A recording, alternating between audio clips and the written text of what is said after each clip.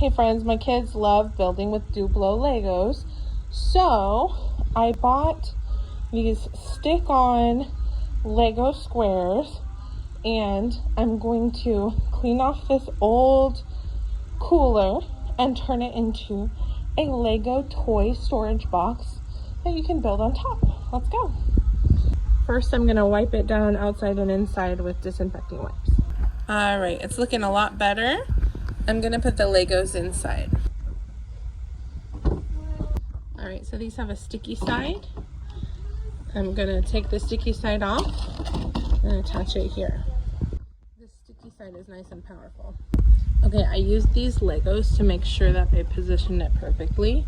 And I did have to fully dry it off before sticking it on, but it's looking great. I'm gonna cut out some pictures from this box with these scissors and glue them on with some Gorilla Glue. Okay, so I cut these pictures out and now I'm gonna glue them on. Looking great. Thanks for watching. Bye.